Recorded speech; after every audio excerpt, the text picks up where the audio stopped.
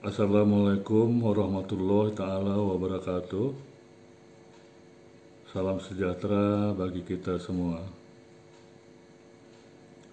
Bapak-bapak, ibu-ibu, saudara-saudara, teman-teman yang saya hormati dan saya cintai. Pada kesempatan kali ini, saya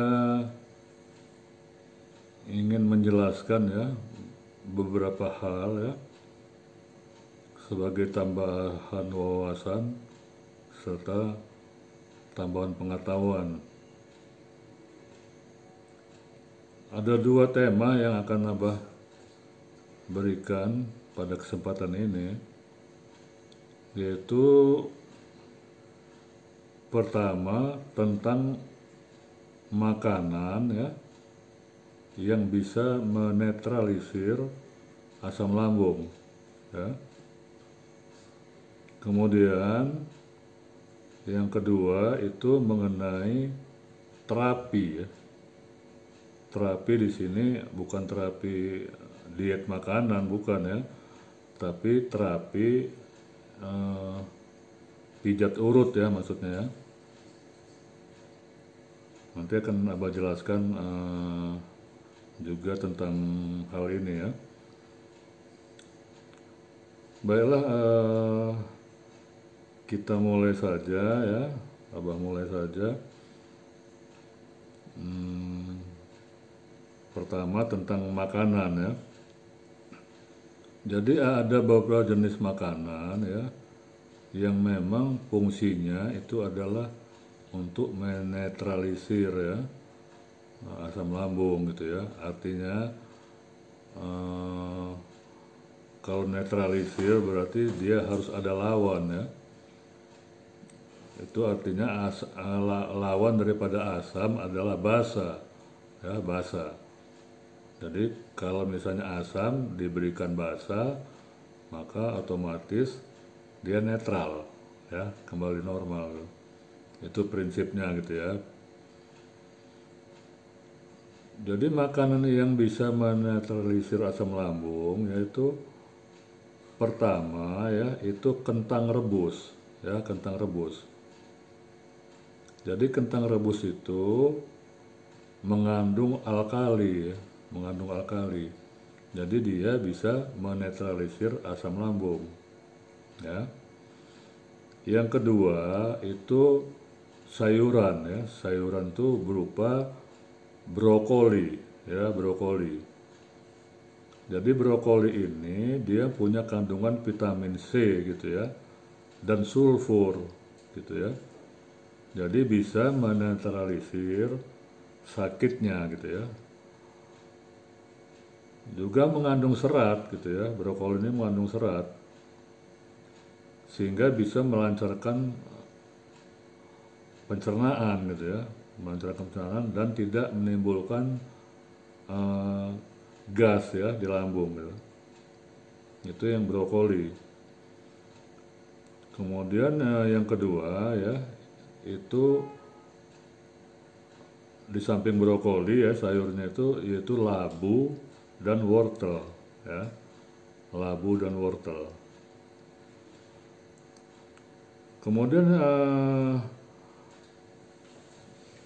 yang perlu kita ketahui juga adalah makanan yang bisa menetralisir asam lambung itu antara lain itu makanan lunak Makanan lunak itu bisa berbentuk bubur bisa berbentuk sereal sereal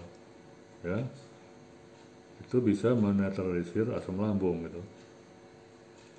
Kemudian di samping makanan atau sayuran di atas ada lagi buah Buah itu memiliki nutrisi yang dapat mengurangi asam lambung Jadi buah itu mengandung nutrisi yang bisa mengurangi asam lambung serta memiliki kalori tinggi kalium bukan kalori maaf, kalium tinggi Contohnya ya adalah pepaya, melon, dan pisang gitu ya. Itu buahnya gitu ya. Kemudian yang kelima ya, yang kelima daripada urutan di atas tadi ya, itu adalah permen gitu ya. Tapi ini sebenarnya tidak saya rekomendasikan gitu ya. Karena apa? Karena kita sulit memilih permen yang mana kan permen tuh mungkin ratusan bahkan ribuan mungkin jenisnya ya. Jadi saya nggak rekomendasi di sini. Jadi permen itu ya itu bisa mengundang air liur gitu loh. Dan air liur itu bersifat basah gitu ya. Jadi kalau kita mengulum permen gitu ya, itu bisa menetralisir asam lambung kita gitu ya. Tapi permen di sini bukan permen karet ya. Jadi tidak, kalau untuk permen karet itu tidak boleh gitu ya. Permen ya, tapi bukan permen karet gitu. Dan ini tidak saya rekomendasikan gitu ya. Demikian. Jadi itu yang mengenai makanan yang sangat baik digunakan ya untuk menetralisir asam lambung. Ya. Demikian. Kemudian kita masuk lagi ke yang kedua ya, yang kedua yang yang saya mau sharing di sini ya, itu mengenai terapi ya, terapi. Jadi gini ya, orang asam lambung itu ya, itu biasanya dia badannya pegal-pegal gitu, pegal-pegal. Terutama di bagian sekitar perut ya, dan di bagian dada gitu ya, dada dan pinggang ya. Pinggang ya, terutama pinggang ya, pinggang, punggung gitu ya. Jadi orang yang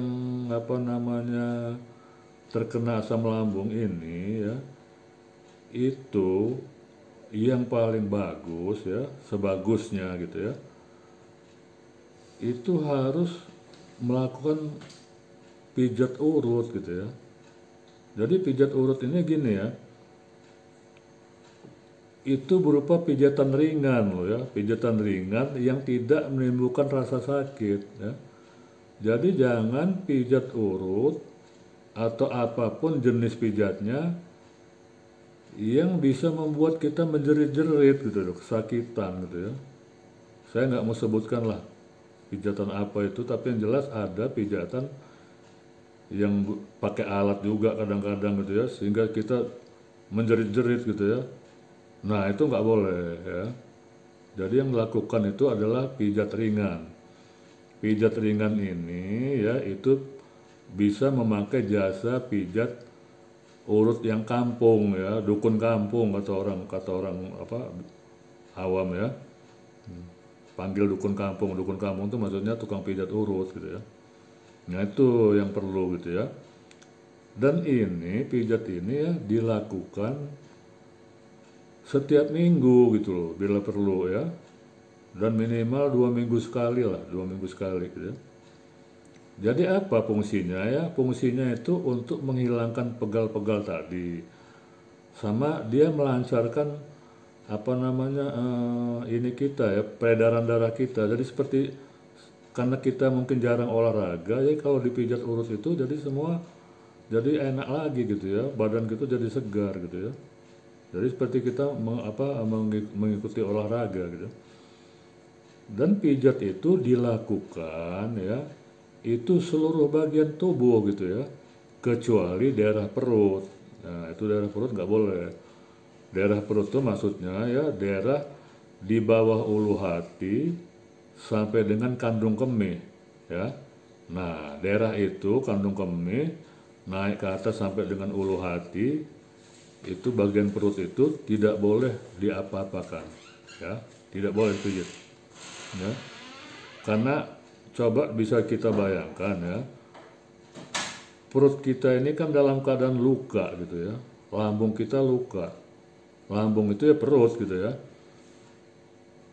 Jadi kalau misalnya dipijat-pijat nggak keruan juntrungannya gitu ya, wah itu malah bayangin aja luka dipijat-pijat gitu ya. Nah,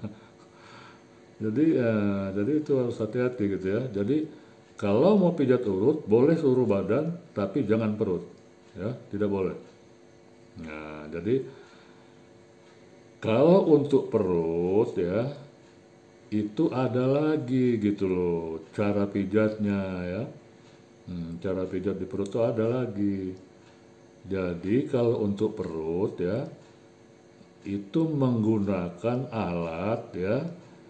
Alat ini pakai arus DC ya. Arus DC itu artinya bukan arus listrik, tapi dia pakai adaptor gitu ya.